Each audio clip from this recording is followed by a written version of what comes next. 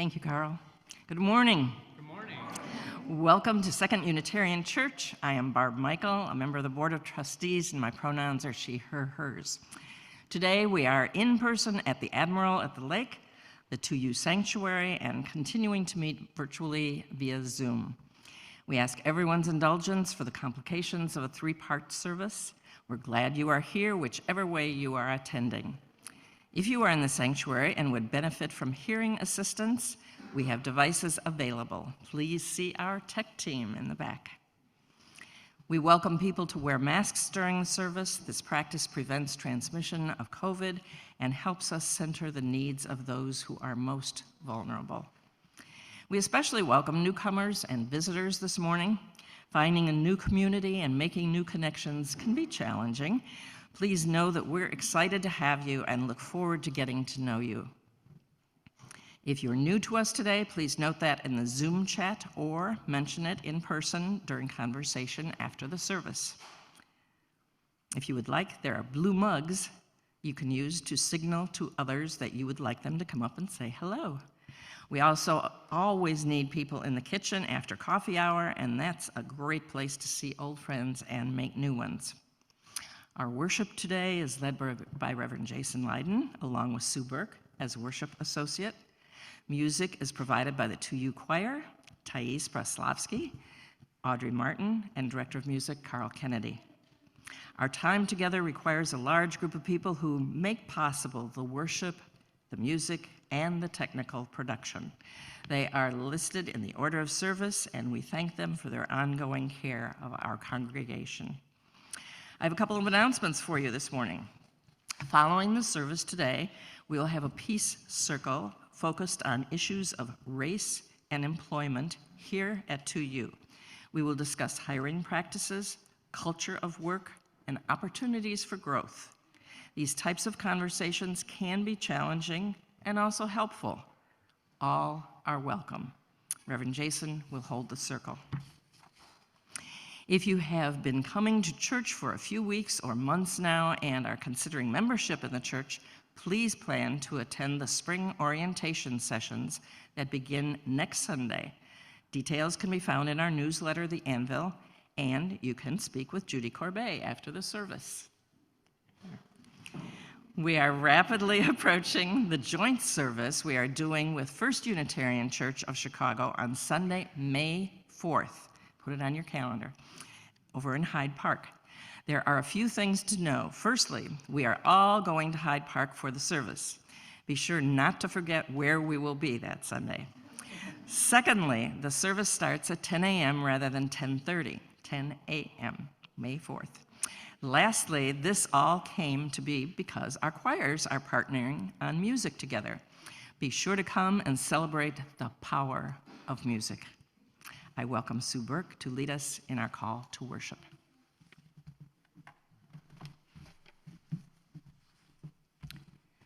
We are a Unitarian Universalist congregation, a community of children, youth, and adults, a people of many beliefs and traditions, bound not by the specific list of things we believe, but by the values we share. Whether you believe in God some of the time, all of the time, or none of the time, you are welcome here. Whether you are joining us for the first time or for the 1,000th time, you are welcome here.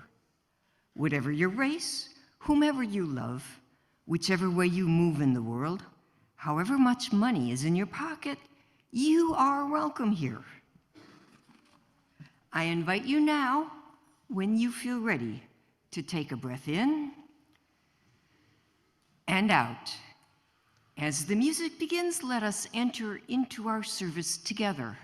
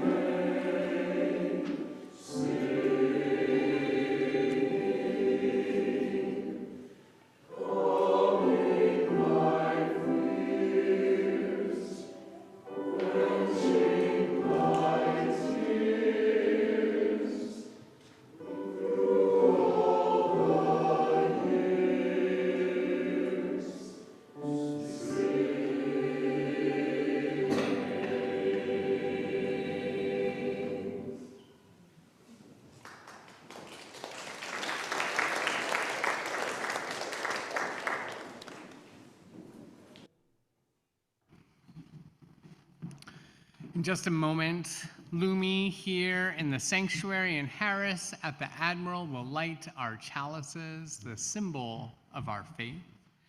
We light our chalices this morning with these words from Maya Angelou. We, unaccustomed to courage, exiles from delight, live coiled in the shells of loneliness until love leaves its high, holy temple and comes into our sight to liberate us into life.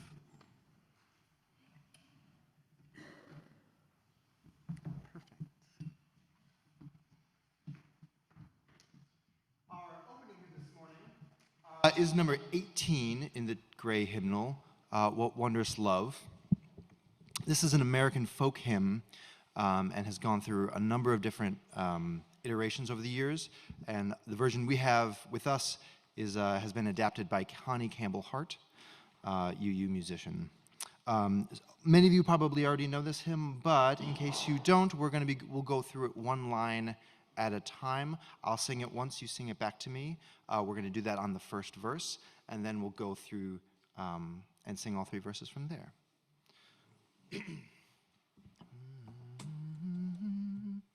So I'll sing the first line, and just sing it back. What wondrous love is this, O my soul, O my soul? What wondrous love is this, O my soul, O my soul? What wondrous love is this, O my soul?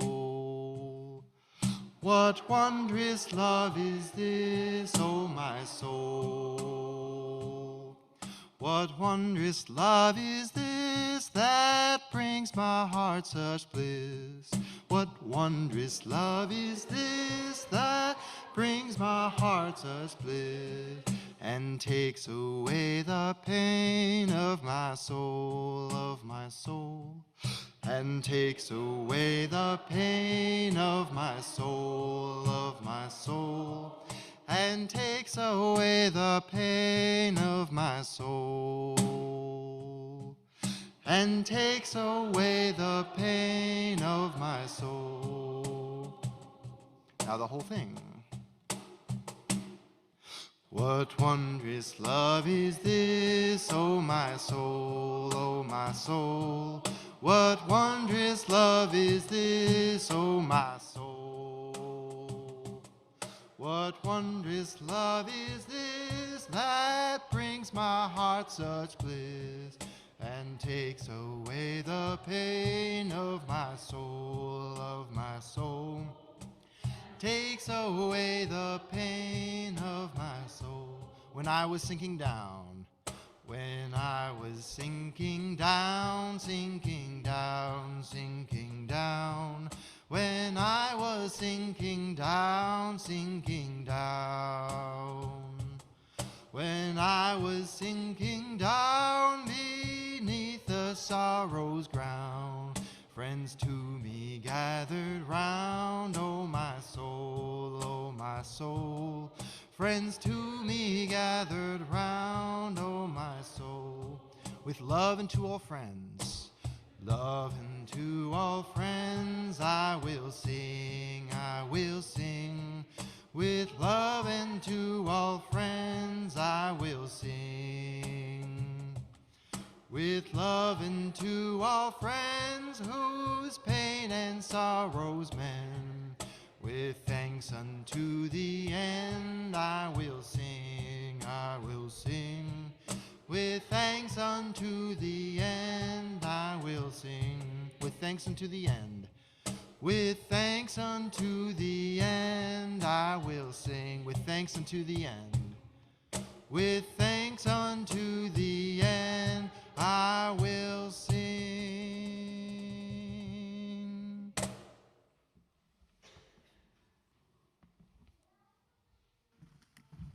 Well, I'd like to invite you to rise in body or spirit and repeat with me the words of the covenant. The words are on your screen and in your order of service. We covenant to build a community that challenges us to grow and empowers us to honor the truth within ourselves. We will be generous with our gifts and honest in our communication, holding faithful to a love that embraces both diversity and conflict. Called by our living tradition, we will nurture spirituality within a vision of the eternal, living out our inner convictions through struggles for justice and acts of compassion. Now please join me as we sing our congregational hymn, number 123 in the gray hymnal, Spirit of Life.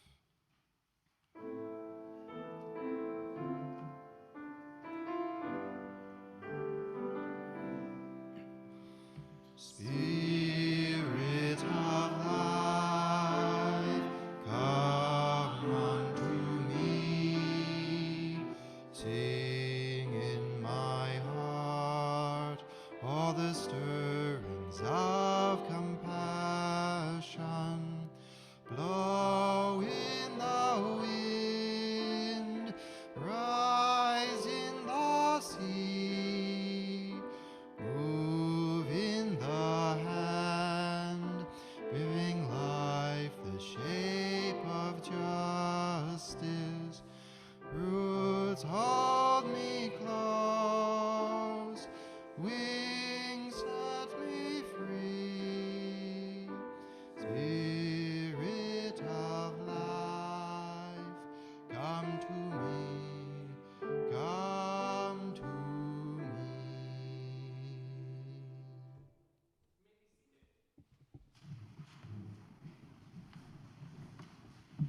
I'd like to invite those young in body or spirit to join me at the front for our time for all ages.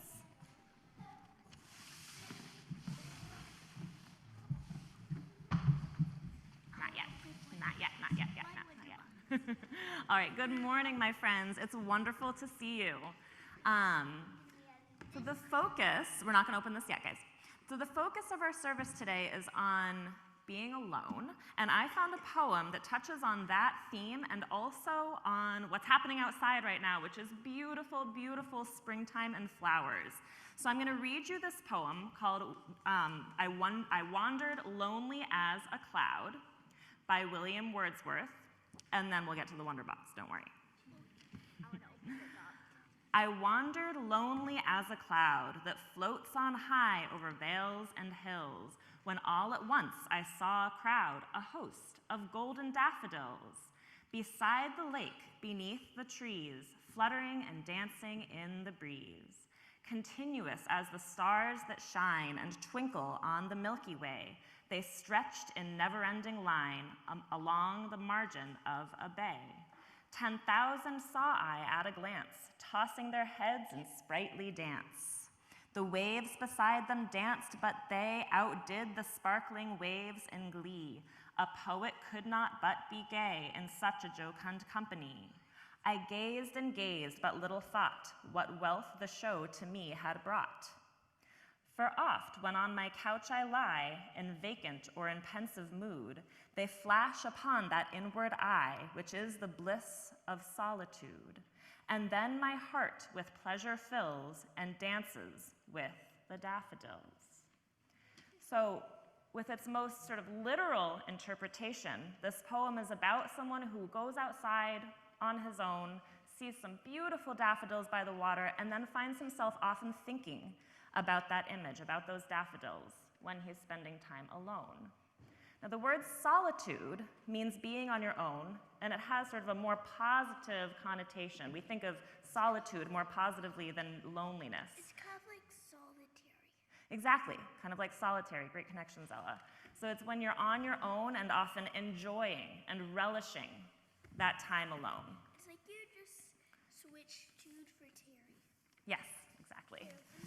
Same base. So, in this Wonder Box, we see some things that represent activities that many people like to do in solitude or on their own.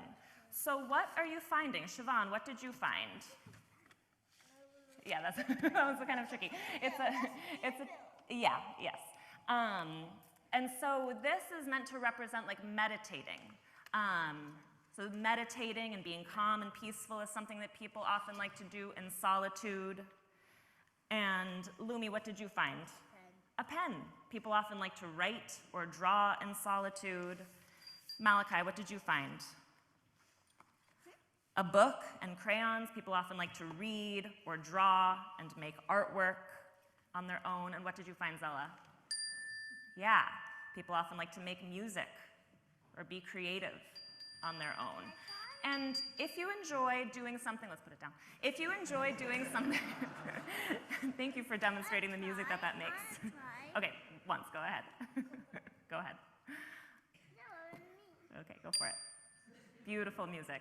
So very often, things that we enjoy doing on our own, we also enjoy doing with other people. Like for me, I know that I like to read both on my own and with other people. And right now, I want you guys to each think of something that you enjoy doing in solitude.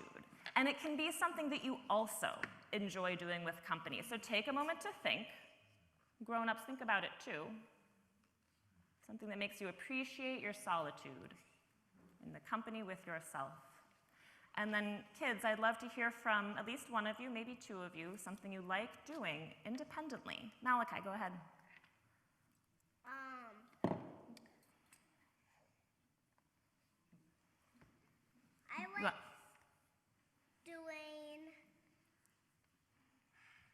I like being alone and relaxing by myself.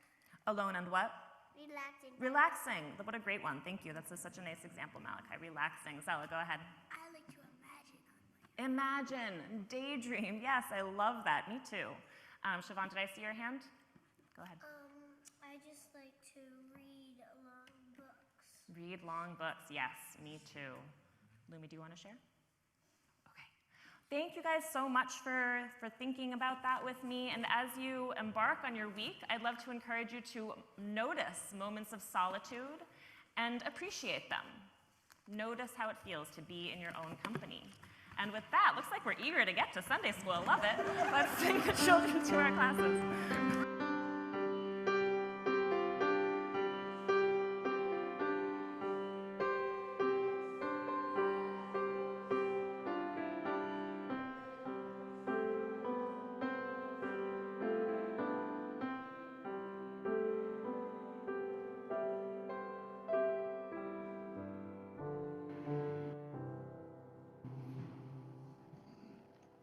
So each year, we all make a commitment, a pledge to support the ministry of our congregation. In addition to this pledge that we make every year, we take a collection on Sundays so that we can share with those who are doing justice work beyond our walls. In just a moment, you'll see a phone number on your screen, and you'll find one also in your order of service that you can do text to give, and encourage you to do so. For the month of April, we are continuing to share our plate with the Little Village Environmental Justice Organization. Moni was hoping to be with us today to share a little bit about the Little Village Environmental Justice Organization, but is navigating life with family at the moment, and so I ask you to keep her in your hearts. And I just want to share very briefly with you, because you've heard quite a bit already about their work, and I just want to again remind you that this is an environmental justice organization looking at the intersections of race and the environment, that the ways pollution and environmental injustice work, not only in our city, but across the country and around the world, happen differently based on people's race.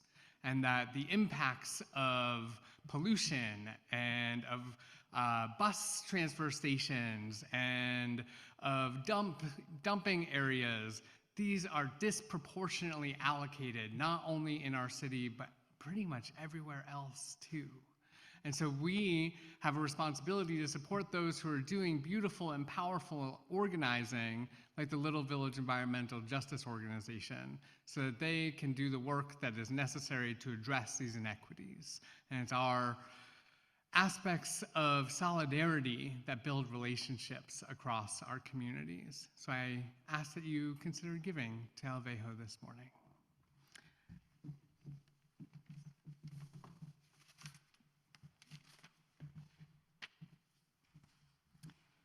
This church is a community of ourselves.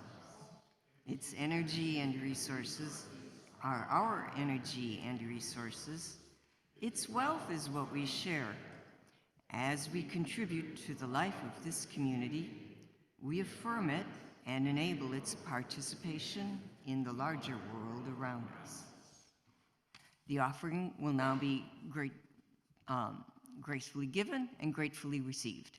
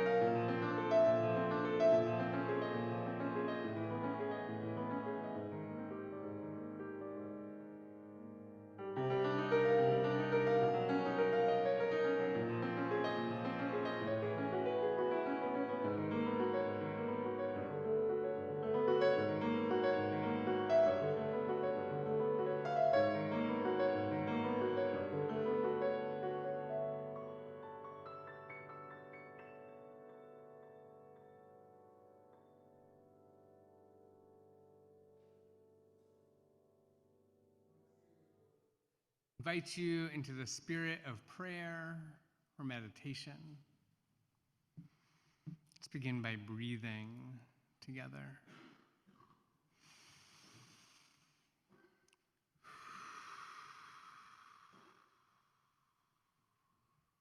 Maybe feel your breath fill up your lungs, your chest rising and falling as you take in the air that nurtures your beautiful body. Feel your feet on the floor. Maybe feel yourself rooted down into the ground beneath us, connecting to our beautiful earth, knowing that all of us are connected like roots to one another. And breathe.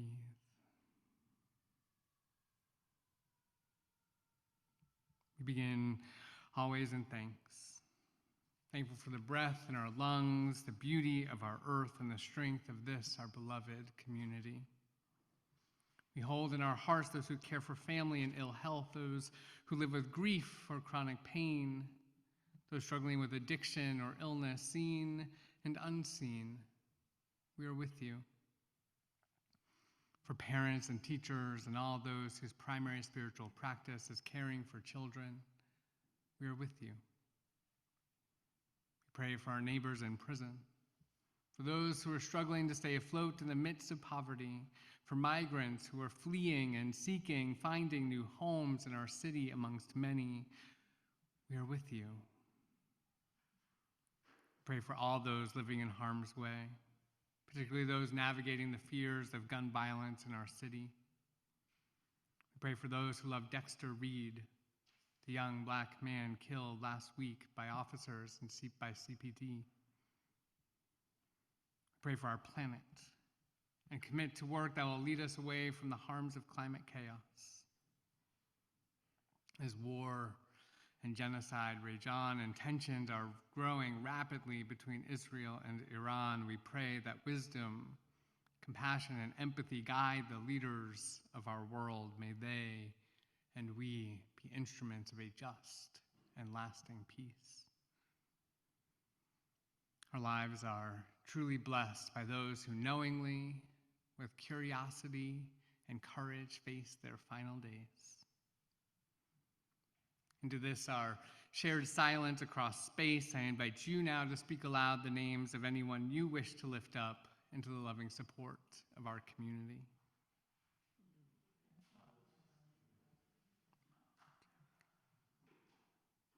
With our deepest compassion, let us hold in our hearts those named and unnamed, those remembered and those forgotten. Let it be so. Amen, and blessed be. During our ritual of lighting candles for joys and concerns, we want to continue to take care of one another and ourselves. In the 2U sanctuary, you'll be invited in a moment to come forward and light a candle, and as you end your time of contemplation and candle lighting, I invite you to use the hand sanitizer that's available. For those of us at the Admiral, I invite you to come forward and take a pebble from one bowl, hold it tightly in your hand, putting your energy into the stone, and then knowing your celebrations and sorrows to be shared by this community, let it go lightly into the other bowl. For those of us on Zoom, join by sharing your joys and concerns in our chat window, and I will light a candle here to represent your celebrations and sorrows.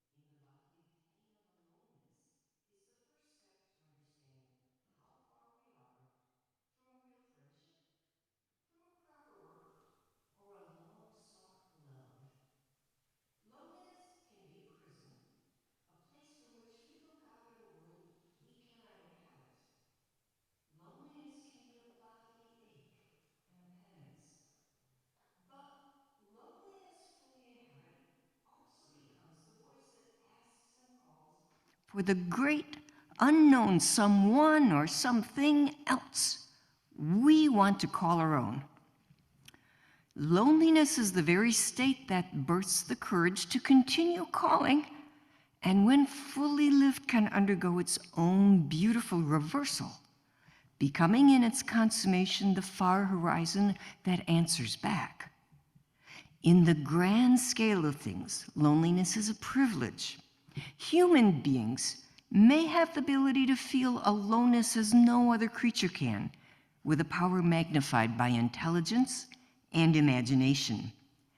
Animals may feel alone in an instinctual way, moving naturally and affectionately toward others of their kind. But human beings may be the only beings that can articulate, imagine, or call for a specific life they feel they may have been missing. Loneliness is the substrate and foundation of belonging, the gravitational field that draws us home, and in the beautiful essence of its isolation, the hand reaching out for togetherness.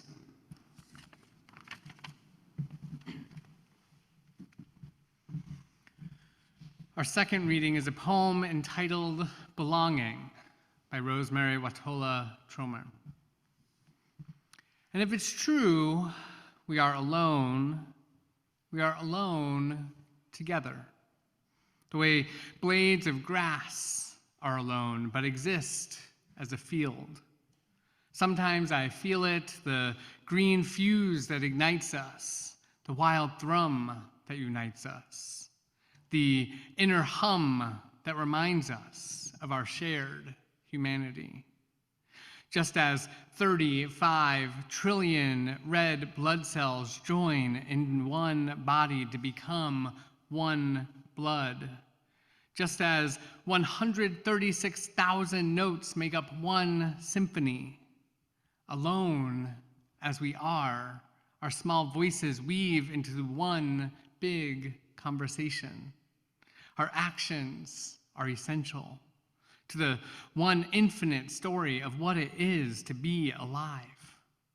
When we feel alone, we belong to the grand communion of those who sometimes feel alone. We are the dust that hopes, a rising of dust, a thrill of dust, the dust that dances in the light with all other dust, the dust that makes the world. Let us hear our anthem.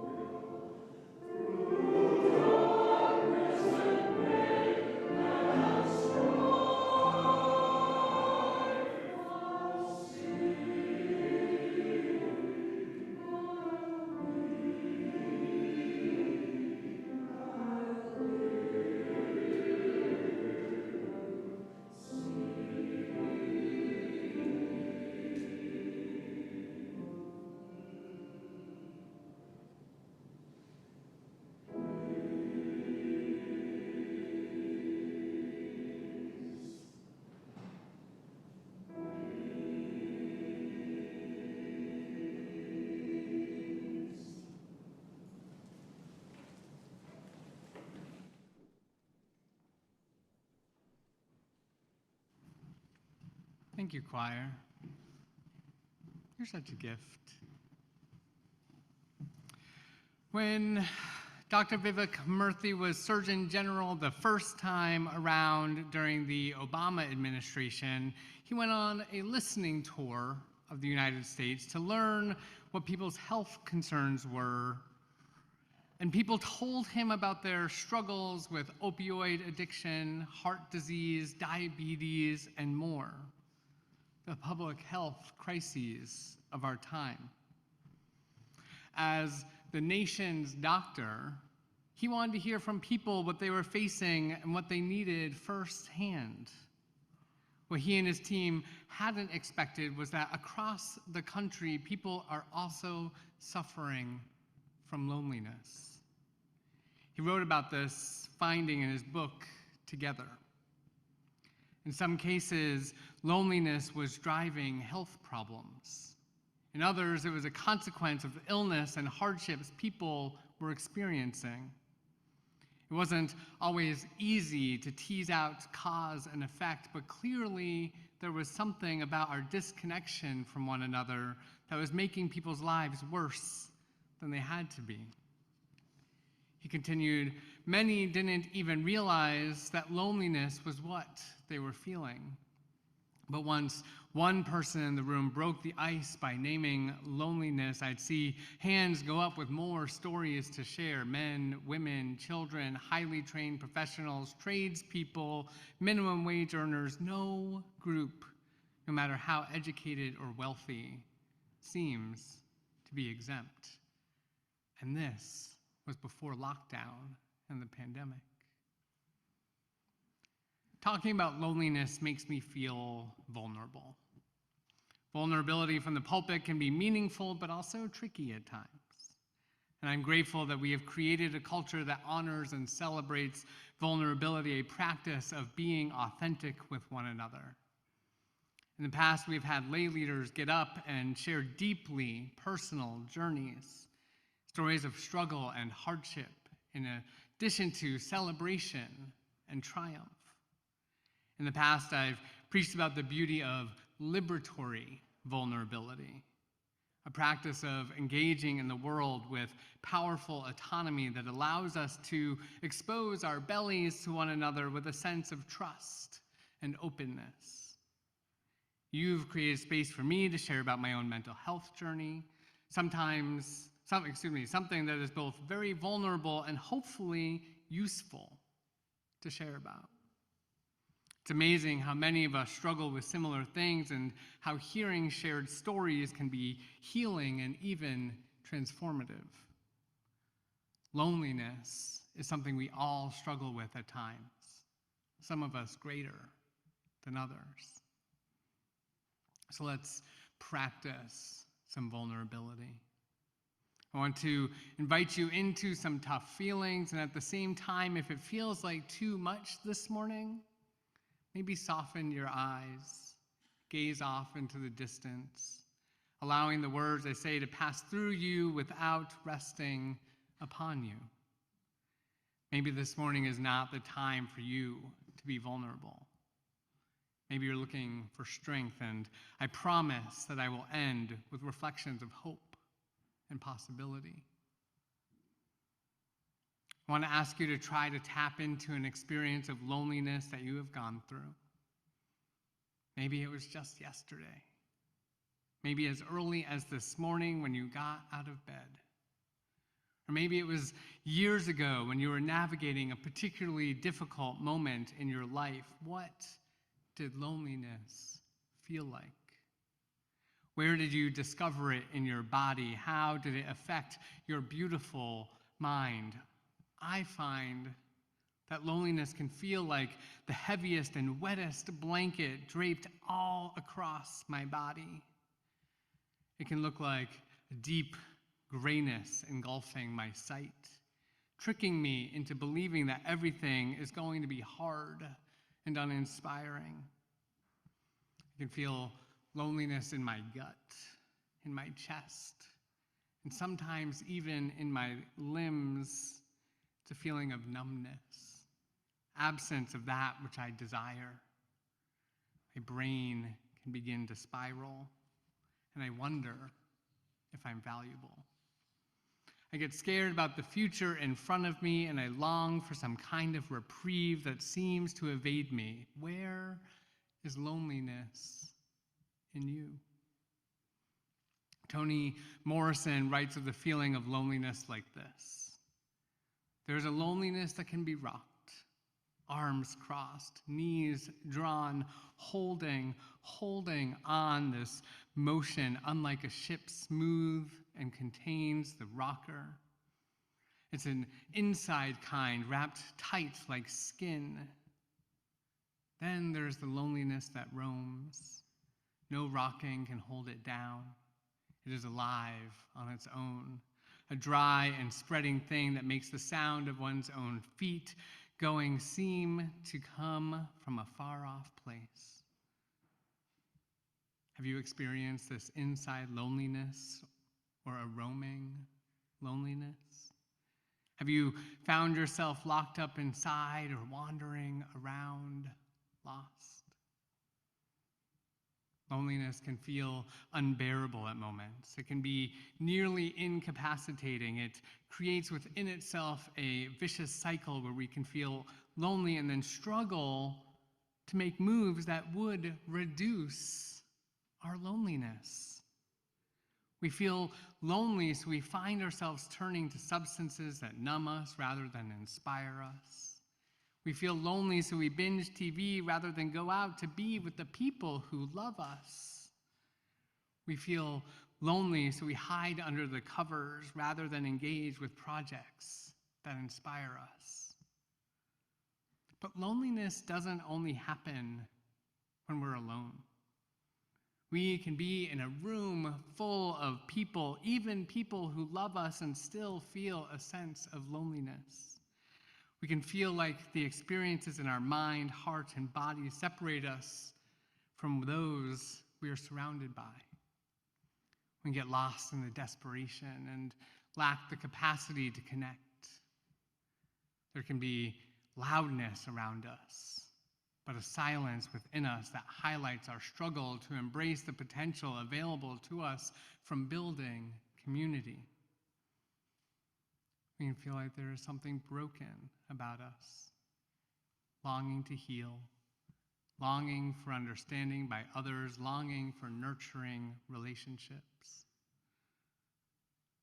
There's also a loneliness experienced by those of us who work in so-called helping professions, those who serve other people throughout the day and seem not to have the support needed to combat one's own sense of loneliness.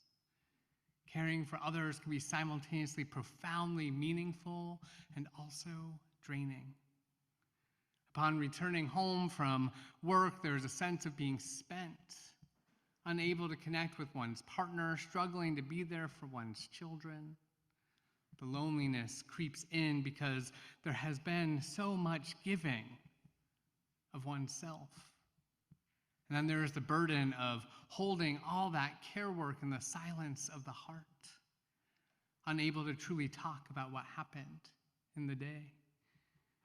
The loneliness of serving can break the beauty of connection. I remember the loneliness of middle school years. So do you. I struggled to make friends and had little sense of community. I had a loving family who cared for me deeply, but I struggled to connect with my peers. I would spend hours in my room listening to music. Before I got into punk rock, I listened mostly to Alanis Morissette, Pearl Jam, Morrissey, and R.E.M., none of which helped loneliness. But like a good emo boy and a young, newly out queer person, I listened to stories that I could connect to. Maya Angelou says that when she struggled with loneliness, it was in music where she found her refuge. I could crawl into the space between the notes she writes and curl my back to the loneliness. Have you done similarly?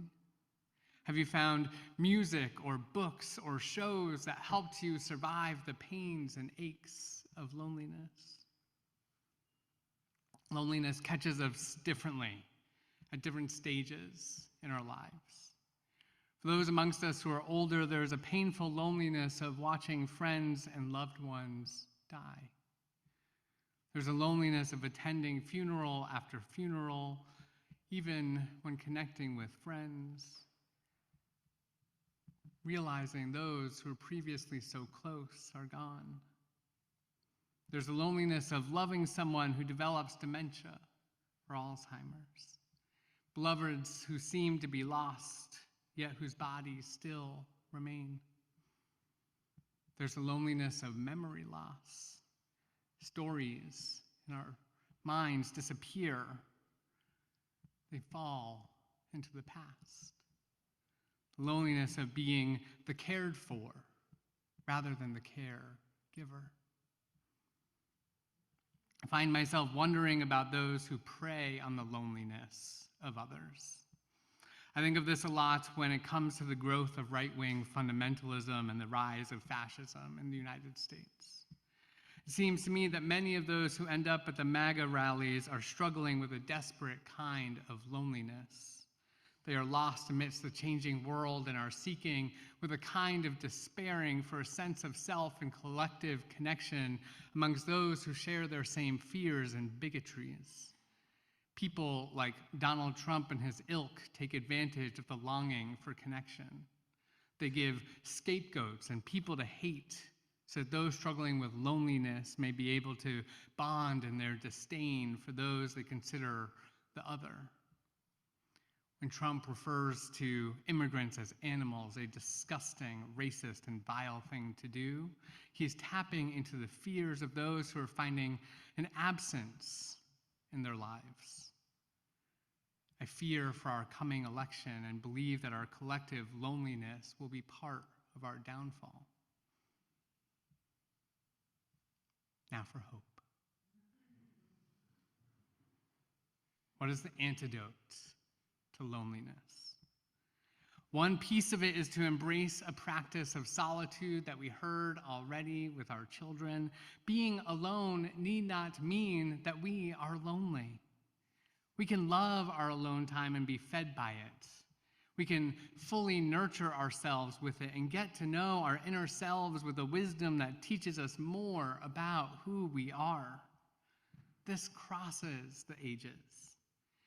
Whether we are alone due to death and loss, breakups and moving to a new place, we can take the time to make art on our own, to attend to our spirits and open ourselves to a practice of loving kindness that embrace the fullness of our being.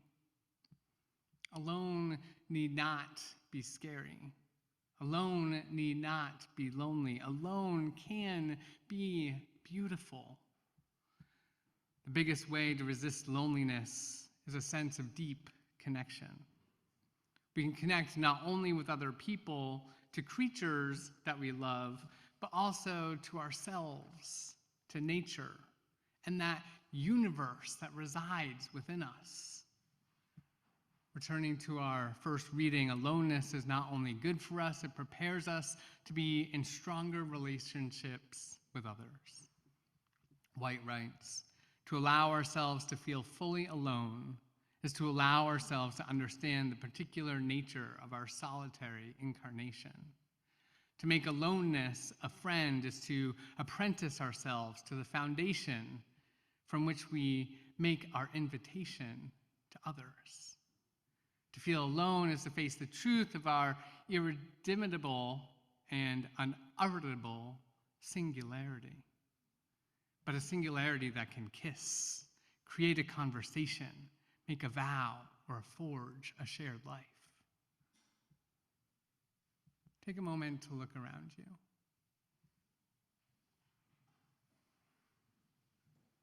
Church is a place where we resist the pains of loneliness. We come together to build community and get to know each other on new and intimate levels. Loneliness is often about a lack of belonging. You, each of you, belong here. You are we are only as powerful as the people who make up our congregation. Church is a community that comes together to honor the fullness of our humanity, joining one another on this wild journey of life. We get to be vulnerable, we get to be open, we get to learn, we get to connect. Loneliness can exist because we do not trust one another, do not trust ourselves. Church is a space where we can build trust and practice and openness to new relationships. And we need to trust that we have the capacity to do it. We need to trust that other people will practice the art of connection and compassion with us. And so I want to close with a poem from pagan teacher, visionary, and activist Starhawk. As I do so, embrace the possibility of belonging. Embrace the sense that you are fully valuable just as you are. Embrace the truth that you are sacred, and the relationships you build deep within yourself and with those around you are foundational to the building blocks of yours and our shared lives. So Starhawk says, we are all longing to go home to some place we have never been, a place half remembered and half envisioned we can only catch glimpses of from time to time. Community. Somewhere there are people to whom we can speak with passion without having the words catch in our throats. Somewhere a circle of hands will open to receive us. Eyes will light up as we enter. Voices will celebrate with us whenever we come into our own power. Community means strength that joins our strength to do the work that needs to be done. Arms to hold us when we falter, a circle of healing, a circle of friends, someplace where we can be free. Let it be so, and amen. Now I invite you to rise in body and our spirit and join in singing our closing hymn, number 346.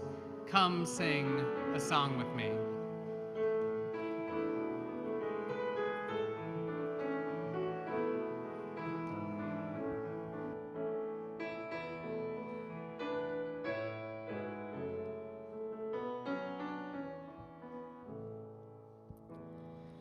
Come sing a song with me. Come sing a song with me. Come sing a song with me that I might know your mind. And I'll bring you home when hope is hard to find. And I'll bring a song of love and a rose in the winter time. Come dream a dream with me. Come dream a dream with me. Come dream a dream with me that I might know your mind. And I'll bring you hope when hope is hard to find. And I'll bring a song of love and a rose in the winter time. Come walk in rain with me. Come walk in rain with me. Come walk in rain with me that I might know your mind. And I'll bring you hope when hope is hard to find. And I'll bring a song of love and a rose in the winter time. Come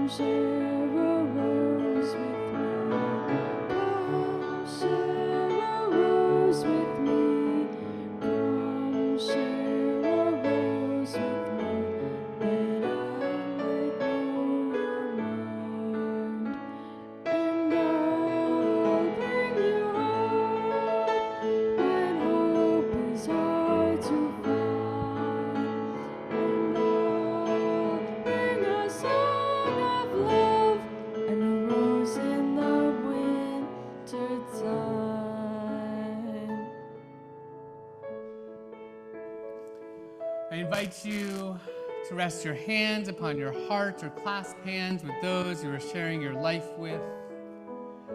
And hear these words from bell hooks. A generous heart is always open, always ready to receive our goings and comings. In the midst of such love, we need never fear abandonment. This is the most precious gift that true love offers, the experience of knowing we truly belong.